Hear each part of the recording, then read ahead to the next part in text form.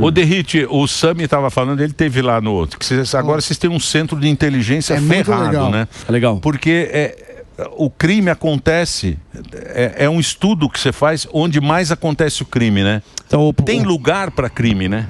Tem. O que é feito a gente tá usando... Hora e lugar? Sim, de acordo com o crime, não é assim, o Derrite pode me corrigir, mas pelo que eu entendi, tem lugares que são mais propensos em determinados dias da semana e horários. Outros. Porque, assim, eles fazem um mapeamento. Então, o cara, desde que o cara sai para cometer o crime, mas depois do crime, para onde ele vai. Isso não tinha, isso não existia? Não, o que a gente procura evitar é que o policial saia com a sua viatura, com o seu parceiro, realizando um patrulhamento sem ter um estudo. Objetivo, Exato. Então existe um trabalho de inteligência, esse mapeamento que o Sami está falando, no Centro Integrado de Comando e Controle, mas a Polícia Militar também já faz isso, e a gente coloca a viatura no local onde há a maior probabilidade do crime estar acontecendo. Qual é o objetivo? De acordo com o estudo que é feito do mês anterior. É evitar que o crime aconteça. Então, se eu coloco uma viatura onde há a probabilidade maior daquele tipo de crime estar acontecendo, e se é um crime de roubo de celular, então vamos colocar uma motocicleta da Polícia Militar. É roubo de veículo, então uma viatura 4 rodas. Não, aqui tem crime organizado, pode ter um roubo a banco, então vamos empregar ações especiais, a rota, os BAEPs, enfim. Então esse planejamento operacional de maneira inteligente, agora a nossa busca é pelo uso da inteligência artificial para isso, ela resulta no policiamento sendo colocado onde há a maior probabilidade que o crime aconteça, e a gente está experimentando aí a redução dos indicadores criminais. Tem um projeto piloto na Zona Sul de São Paulo que a gente está utilizando, um pelotão com drones. Reduziu 40% o número de roubos, porque em determinada avenida, em determinado horário, estava tendo roubo. Então os drones, eles sobrevoam esse local, e o criminoso, quando vê um drone, sabe que é da Polícia Militar, isso inibe a atividade delituosa e os indicadores estão reduzindo. A gente vai investir bastante nisso também. Olha, eu posso puxar um assunto do momento aí, se vocês me permitirem? Estava vendo lá o Cabrinão, que eu gosto muito, entrevistou lá a viúva, né? A namorada, né? Toda essa história do aeroporto. Eu sei que você tem as atualizações, mas... Derrite, é assustador a gente viver, né, com essa situação no Aeroporto Internacional de São Paulo. A cena, ela está sendo remontada várias vezes. Não faz o menor sentido o cara pegar uma metralhadora, né? Fuzil, desculpa, um crime organizado no meio do Aeroporto Internacional. Isso tem que ser revisto de fato, né? Como é que são as atualizações? Olha, desde de quando aconteceu o assassinato desse indivíduo aí, que uma parte da imprensa fica chamando de empresário, mas é um criminoso, respondia por um duplo homicídio, ele era réu, né? Por um duplo homicídio, acusado de ter mandado matar 2 integrantes do PCC.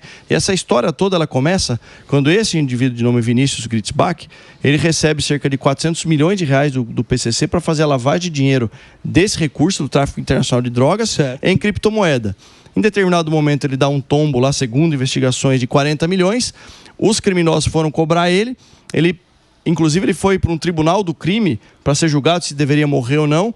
Os criminosos que ficaram com dó dele, porque conseguiu enrolar os caras, devia ser bom de conversa esse indivíduo aí. Bico doce. Esses caras que ficaram com dó dele foram assassinados pelo PCC depois dessa ação. Então, esse caso é um caso complexo e começa lá atrás, em 2021, que envolve, infelizmente, indícios de corrupção dentro das polícias. E todos que participaram de alguma forma e têm desvio de conduta serão severamente punidos por nós. Mas isso é um compromisso que eu já fiz, porque a gente não aceita desvio de conduta. Policial tem que dar exemplo, e policial que se envolve com um criminoso, ainda mais do PCC, tem que ser expulso das instituições policiais.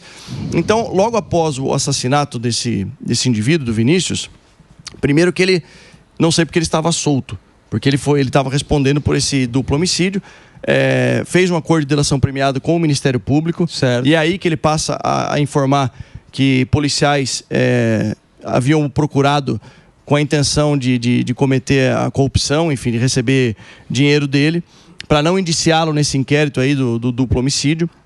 Após isso, após o assassinato dele, nós fizemos o caminho inverso e já identificamos 2 indivíduos tem mandado de prisão contra 2 indivíduos. O Cauê, que eu divulguei lá numa coletiva... Tá preso, né? Não tá preso? A polícia tá atrás deles. Uma das suspeitas é que esse indivíduo aí... Nós pegamos 1 hora antes do pouso do Vinícius no aeroporto. Só para contextualizar, ele que ficou no aeroporto como olheiro de toda a cena, né? Na chegada dele, né? 1 hora antes do Vinícius pousar, ele já estava lá. Identificamos pelas câmeras de monitoramento mais as informações de inteligência que ele havia apontado para os atiradores no momento que o Vinícius estava um pouco à frente dele. Fizemos o caminho inverso, descobrimos 2 veículos envolvidos nessa operação. O Gol, que estava com os atiradores, nós encontramos abandonado. Próximo ao Gol foi onde encontramos o armamento. Eram 3 fuzis e uma pistola 9mm. O exame de comparação balística dos estojos já confirmou que aquelas armas eram as armas dos atiradores. Tem muito material genético no Gol, isso é importante. Por quê? Porque o laboratório de DNA da nossa Polícia Técnico-Científica é o mais avançado da América Latina, investimento nosso de 14 milhões de reais, e mais de 100 exames laboratoriais estão sendo feitos nesse momento para pegar o material genético do DNA. Só que como isso funciona? É um exame de comparação. Então vamos supor que o Emílio seja um dos indivíduos aí que a gente tem suspeita que estava no Gol, que é um atirador. Tem que pegar um fio de cabelo do Emílio, algum material genético, um cotonete. Não tem banco aqui no Brasil ainda, né? Tem de quem está preso. Ah, tá. Então, se eu tenho algum indivíduo que tem... Lembra do acidente da Voipés, a tragédia? Sim. O que nós fizemos? Fizemos contato com o IML, com a Polícia Científica do Paraná, e eles coletaram material genético dos parentes das pessoas que estavam na lista do avião. E aí, por esse exame de comparação, a gente conseguiu comprovar que eram aquelas pessoas. Perfeito. É a mesma coisa, só que eu preciso... O Brasil não possui esse banco de material genético. A gente fez aqui, foi o primeiro estado a fazer, de todo o sistema prisional. Então, os 200 mil presos a gente tem. Já mas tem o restante da população, não. Até acho que é uma medida legislativa interessante, porque se tivesse o material genético, coletou lá, bom, é esse cara aqui, foi o Morgado que foi atirador. Mas tem uma série de suspeitos que estão sendo feitas essas comparações e eu não tenho dúvida nenhuma que a gente vai chegar em todos, até porque a prisão desses 2 primeiros são de extrema relevância para que a gente possa continuar essa linha de investigação. Mas não pegaram ainda ninguém. Não, a gente conseguiu já o mandado de prisão. Na verdade, é prisão temporária por 30 dias. E a partir do momento da prisão desses indivíduos, um chama Cauê, o outro Matheus. O Cauê, a gente está oferecendo 50 mil reais, que é o valor máximo que a lei pode permitir, para quem puder trazer informações relevantes aí para encontrar esses 2 criminosos. Que coisa, hein, Derrite? Pois é, assim, agora resta saber quem são os atiradores, quem mandou matar. Isso aí sabe o que me lembra? Colômbia dos anos 80. Pois Narcos. Colômbia dos anos 80. E se a gente não tomar uma atitude severa, e eu não digo só aqui com a prisão, essas são imagens dentro do ônibus, onde os atiradores, esses aí a gente não tem identificação ainda. E se a gente não tomar uma medida severa, punindo adequadamente, e vamos supor que a gente prenda esses criminosos aí, não vai adiantar nada se eles não ficarem 30, 40, 50 anos presos. Sim. O crime vai continuar compensando se eu volto a bater nessa tecla, se a gente não promover a reforma na legislação tão necessária para o país. Esse Vinícius mesmo já foi preso, não ficou nem 2, 3 meses preso, já foi solto. Uma coisa delicada é o aeroporto internacional também, com todo respeito, né? Não é soltar os caras. Eu sei, mas o aeroporto acontecer isso em pleno dia. Eu sei que é difícil, né? Tem que ter uma estratégia contra terrorismo, é muito difícil você também se proteger, mas que precisa reaver também a segurança do aeroporto, não é possível que o cara entra lá, pega uma metralhadora e sai atirando. O aeroporto internacional é competência da União. Agora, o que a gente está fazendo é aumentamos o efetivo do policiamento na parte externa, que compete ao Estado. Mas eu acho que isso só acontece, aliás, tenho certeza, o Zuckerman, só acontece pela incerteza da impunidade. Exatamente. Se o cara que apertou o gatilho lá falar, a hora que eu matar um indivíduo no Brasil, eu vou ficar prisão perpétua, o cara não faz isso. É o que a gente estava falando. Falamos ontem com o Palumbo. Onde a gente estava falando. O que a gente tem que fazer agora é o seguinte: precisa ter uma lei que o cara vai ficar 30 anos na cadeia e não tem boi. E vai ser 30 anos. 30. 30 anos, 30 anos. O Derrite já veio aqui da outra vez, ele trouxe lá o cara que voltou quantas? 10 vezes? Você lembra que você fez aquele mapa? A carreira criminal. O indivíduo ele foi preso 10 vezes pela polícia antes de cometer o latrocínio contra o Dr. Mauro Guimarães, delegado de polícia no Alto da Lapa. 10. Prendeu, soltou, vezes, voltou, prendeu. Tem um caso pior ainda do indivíduo que foi preso pela 30ª vez. Caraca. Numa tentativa de assalto a carro forte com fuzil, mais de 1000 munições, colete da Polícia Federal, 30 vezes preso por roubo, e ele recebeu em 2015, em dezembro de 2015, um indulto humanitário para cuidar de questões da saúde. Pronto. Então, parece criança com pai frouxo. Gente, vamos lá. O crime é uma atividade econômica, eu já falei isso várias vezes. O indivíduo que entra para a vida delitosa é decisão racional que ele toma. Eu vou entrar para a vida do crime, porque tem fatores que compensam, tem motivos que podem dissuadi-lo ou motivos que são incentivadores. No Brasil, o cara tem direito à audiência de custódia, que recentemente a gente viu o ministro Lewandowski comemorando o índice de 54% de soltura na audiência de custódia. Esses dias eu tive que fazer um vídeo na rede social com toda a educação, polidez, dizendo, olha, é inadmissível que 4 sequestradores que mantiveram um casal de 75 anos refém por 8, 9 horas no cativeiro em Itacoaquecetuba foram presos num belo trabalho da Polícia Militar, da Polícia Civil. Eles são liberados na audiência de custódia. E o cara comemora ainda. E aí vem o ministro que deveria cuidar da segurança pública comemorar esse índice de solturas. Então, o governo federal hoje vive numa bolha, eles não têm a mínima noção e vão muito mal em vários temas, mas eu vou falar no meu específico, segurança pública. Apresentaram uma PEC lá da segurança pública que... Você estava lá? Infelizmente estava. O governador Tarcísio me convidou. E aí, o que você achou daquela reunião? O que os governadores falaram lá em off? A maioria foi contra. Teve até um encontro na semana passada do consórcio dos governos do Sul e do Sudeste. Todos os governadores são contra o texto atual da PEC, porque ela não atinge a causa do problema. A PEC ela muda o nome da Polícia Rodoviária Federal para Polícia Ostensiva Federal e gera uma série de obrigações dos estados com diretrizes do governo federal. Ou seja, o governo federal não ajuda financeiramente a segurança pública, porque o repasse é irrisório.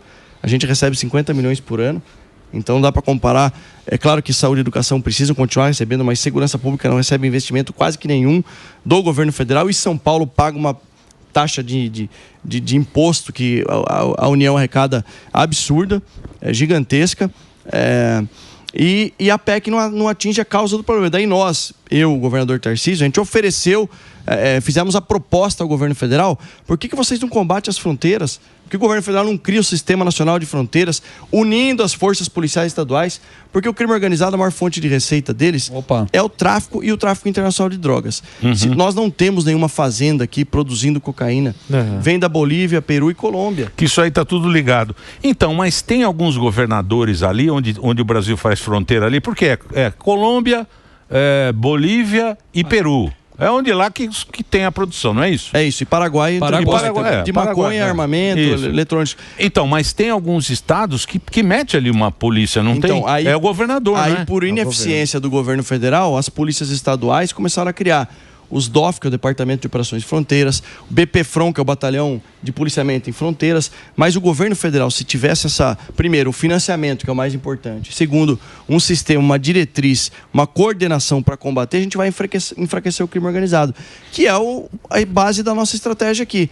Busca e captura das principais lideranças do PCC que estão na rua, inviabilizar a cadeia logística deles, principalmente pela rodovia, para evitar que chegue até o Porto de Santos, que é onde sai a droga, a exportação, né, o tráfico internacional de drogas. E o terceiro momento, esse muito importante também, impedir a lavagem de dinheiro do crime organizado. Principalmente. E aí a gente fez um golaço hoje cedo, inclusive, com o Procurador-Geral de Justiça, o chefe do MP aqui, o Dr. Paulo Costa, Dr. Ivan, os promotores do GAECO.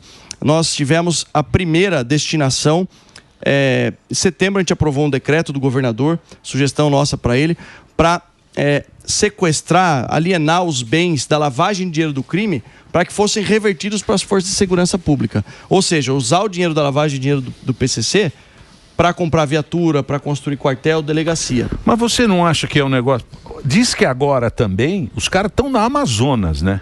Diz que o Amazonas lá, os PCC, o crime organizado... Garimpo ilegal. Garimpo ilegal e passagem de droga, de arma. Diz que dominaram aquela região, né? É assim mesmo, Derrite? Eu conheço pouco, mais de ouvir. Não, você manja. Não, é que assim... Você sabe pra caramba, esse aí manja tudo. Não, é que assim, a gente tem bastante informação, mas é difícil falar porque é tanta coisa aqui.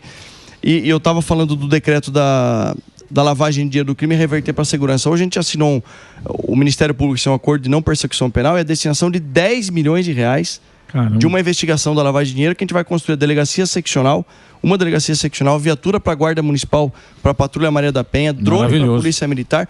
Foi o primeiro. Mas durante a semana passada, esse foi simbólico e eu não falei nem com a imprensa, e estou aproveitando aqui para em primeira mão publicamente falar, teve a condenação do Marcola na semana passada, no grau de instância superior, no Tribunal de Justiça, um acórdão.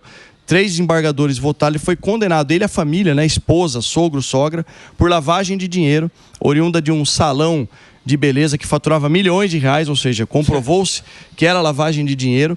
Então, uma casa avaliada em 3 milhões de reais, mais 479 mil reais na conta em dinheiro, já foram destinados para reversão para esse fundo. Então, agora o grupo chamado Recupera SP vai leiloar essa residência. E é simbólico por quê? Porque é o líder da organização criminosa, retirando o dinheiro na veia do crime organizado e vai ser revertido. Que é o DNA. Vai ser revertido para a Então, mas isso aí também é a justiça, né? Você não acha que, porque a gente fala muito isso, a justiça solta. Não é toda a justiça, né? São alguns... A independência alguns membros, alguns juízes que só... Não devia falar o nome desses juízes? Eu acho que... Porque tem juiz... Porque quando a gente fala, não, a justiça está aí, a gente generaliza. Generaliza e parece que todos os juízes ficam lá soltando... Não é? E não é assim, né? Não é assim. E vou falar, Emílio, sério. O nosso Tribunal de Justiça aqui de São Paulo é reconhecido no Brasil inteiro como o mais duro. Nós somos parceiros do TJSP, mas existe o princípio da independência funcional no Ministério Público e no Judiciário, que às vezes a ação de um juiz acaba formando a imagem de toda a instituição. Aqui em São Paulo, eu garanto para vocês, a maioria dos juízes estão comprometidos no combate ao crime organizado, a maioria dos promotores, mas acaba acontecendo um caso ou outro, como eu mencionei esse do sequestro da audiência de custódia, que rapidamente foi revertido. O Ministério Público recorreu, o desembargador do TJ reverteu essa decisão, determinando a prisão desses indivíduos. Agora o trabalho é a gente encontrar, porque de uma vez que está solto, até achar, o cara consta como procurado. Tem um break. Tem um breakzinho? Então vamos fazer um break agora. Chegou o nosso... Olha lá, o Boquinha. O Boquinha. Boquinha de break. Tenente Boquinha. Delegado Boquinha de intervalo. Tá impossível, viu?